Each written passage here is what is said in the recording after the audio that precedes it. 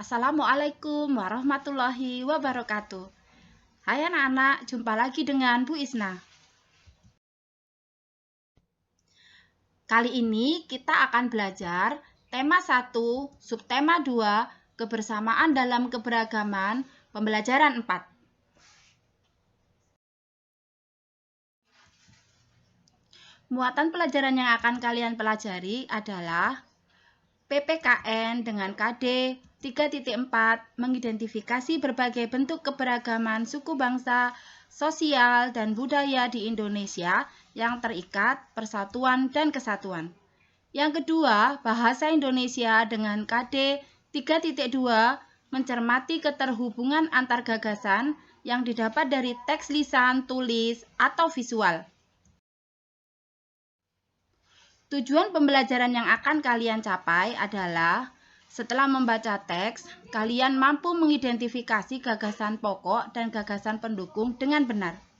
Yang kedua, setelah membaca teks, kalian mampu menuliskan gagasan pokok dan gagasan pendukung ke dalam grafik yang sudah disiapkan dengan sistematis.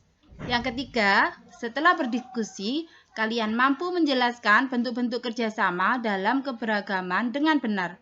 Yang keempat, setelah mencari informasi, kalian mampu mempresentasikan contoh-contoh kerjasama dalam keberagaman, kerja bakti, siskamling, gotong royong, dan lain-lain.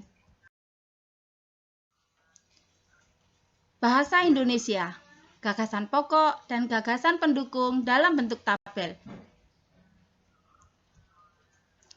Gagasan pokok dan gagasan pendukung dibuat dalam bentuk tabel bertujuan untuk mempermudah memahami suatu teks.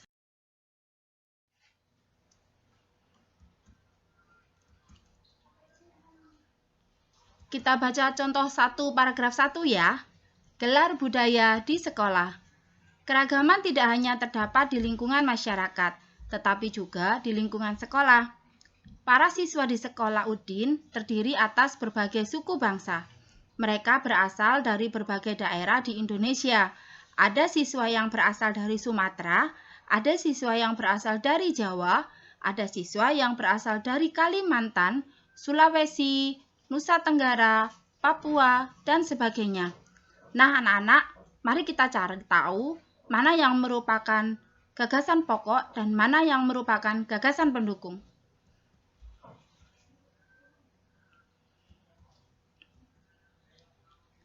Nah, ternyata kalimat pertama merupakan gagasan pokok dari paragraf 1 dan kalimat-kalimat lainnya merupakan gagasan pendukungnya. Sekarang kita baca contoh paragraf 2 ya. Gelar budaya di sekolah. Sekolah sering mengadakan gelar budaya untuk memperkenalkan kekayaan budaya Indonesia kepada para siswa. Misalnya gelar pakaian daerah, gelar makanan tradisional, dan gelar musik tradisional. Pada saat gelar pakaian daerah, para siswa mengenakan pakaian daerah ke sekolah. Pada saat gelar makanan tradisional, para siswa membawa contoh makanan tradisional ke sekolah. Pada saat gelar musik tradisional, para siswa mengadakan pertunjukan musik daerah. Sekarang kita cari tahu pada paragraf 2 mana yang merupakan gagasan pokok dan mana yang merupakan gagasan pendukung.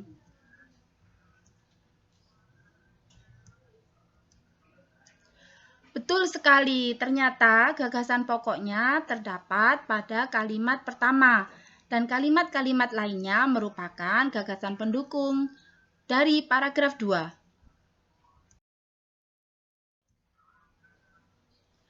Sekarang kita lihat contoh gagasan pokok dan gagasan pendukung yang sudah dituliskan dalam bentuk grafik. Perhatikan contohnya ya.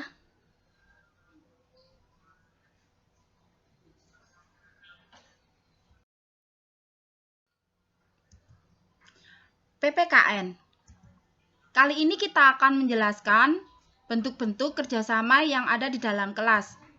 Salah satunya adalah piket kelas. Piket kelas adalah kegiatan membersihkan ruang kelas yang dilakukan setiap hari secara bersama-sama. Setiap siswa mendapatkan kesempatan yang sama untuk melaksanakan tugas piket kelas ini. Tujuan dari piket kelas agar membuat kelas menjadi bersih dan meningkatkan semangat kalian dalam belajar. Contoh kedua adalah mengumpulkan sumbangan. Ketika temanmu mengalami musibah, kamu dan teman-teman seharusnya bekerja sama mengumpulkan sumbangan. Sumbangan ini bisa berupa uang, makanan, atau pakaian bekas yang nantinya akan diberikan kepada teman yang membutuhkan. Tujuannya adalah untuk meringankan beban teman-teman kalian yang terkena musibah. Mengerjakan tugas kelompok. Kerja kelompok membutuhkan kerjasama antar anggota kelompok. Suatu pekerjaan yang dikerjakan bersama akan cepat selesai. Contoh kerja kelompok dalam kelas adalah diskusi, membuat prakarya, presentasi di depan kelas. Yang keempat, bermain bersama.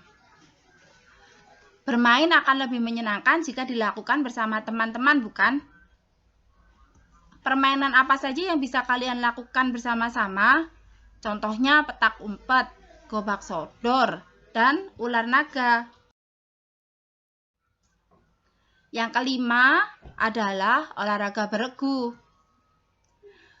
Banyak jenis olahraga yang harus dimainkan secara beregu. Misalnya, sepak bola, bola voli, atau futsal. Nah, anak-anak, apakah ulangan harian termasuk kegiatan di sekolah yang bisa kalian kerjakan bersama-sama dengan teman?